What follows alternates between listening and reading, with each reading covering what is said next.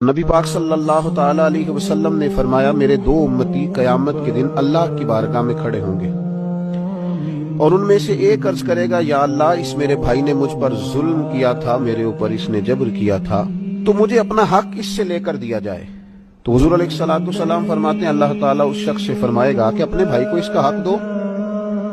عرض کرے گا مالک میرے پاس تو اب کوئی نیکی بچی نہیں، کہاں سے حق دوں؟ تو اب وہ جو مدعی ہے جو دعویٰ کر رہا ہے کہ میرا حق اس سے لے کے دیا جائے، وہ عرض کرے گا مالک پھر میرے گناہ ہی اس پر ڈال دیے جائیں۔ حضور مسکرا رہے ہیں، جناب انس بن مالک فرماتے ہیں، لیکن اس بات پر آ کر حضور کی آنکھوں میں آنسو آ گئے۔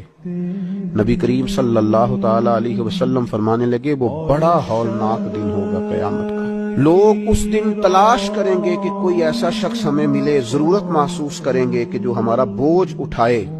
اب وہ شخص عرض کرتا ہے مالک میرے پاس تو کوئی نیکی نہیں ہے اور یہ کہہ رہا ہے میرے گناہ ہی اس پر ڈال دیے جائیں۔ تو نبی پاک علیہ الصلوۃ والسلام فرماتے ہیں اللہ تعالیٰ اس مدعی سے فرمائے گا ذرا سر تو اٹھا، جنت کی طرف تو دیکھ۔ تو وہ جنت کی طرف سر اٹھا کر دیکھے گا اور دیکھ کر عرض کرے گا مالک میں ایک چاندی کا شہر دیکھ رہا ہوں جس میں سونے کا محل بنا ہوا ہے، ہیرے جواہرات سے مرصع ہے وہ محل۔ اے مالک کون اس کا مالک بنے گا، یہ کس کو ملے گا؟ تو اللہ تعالیٰ فرمائے گا جو اس کی قیمت ادا کرے۔ تو عرض کرے گا مالک اس کی قیمت کون ادا کرے گا؟ تو اللہ تبارک و تعالیٰ فرمائیں گے تو بھی اس کا مالک بن سکتا ہے۔ تو بڑے تجسس سے بڑے شوق سے عرض کرے گا مالک میں کیسے مالک بن سکتا ہوں؟ تو اللہ فرمائے گا تو اپنے بھائی کو معاف کر دے، میں تجھے اس محل کا مالک بنا دیتا ہوں۔ کر دے معاف اپنے بھائی کو، درگزر کر اپنے بھائی سے، بھول جا اس کی خطاؤں کو، کچھ دیر کے لیے چھوڑ دے جو اس نے غلطیاں کی، تو معاف کر دے اسے اور میں اس محل کا تجھے مالک بناتا ہوں۔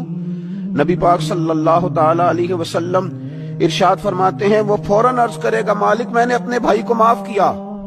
تو اللہ تبارک و تعالی ارشاد فرمائے گا اس کا ہاتھ پکڑ اور پھر اسے جنت میں ساتھ لے جا۔ گویا میں نے اسے بھی جنت دی۔ یہاں شارحین حدیث نے لکھا ہے کہ یہ جس کو کہا جا رہا ہے کہ اس کو پکڑ کے جنت میں لے جا، اگرچہ اس سے غلطیاں ہوئی لیکن بعد میں اس نے توبہ سچی کی، اس نے اللہ کی بارگاہ میں گڑ گڑا کے معافیاں مانگی، اس نے کوشش کی حق ادا کرنے کی۔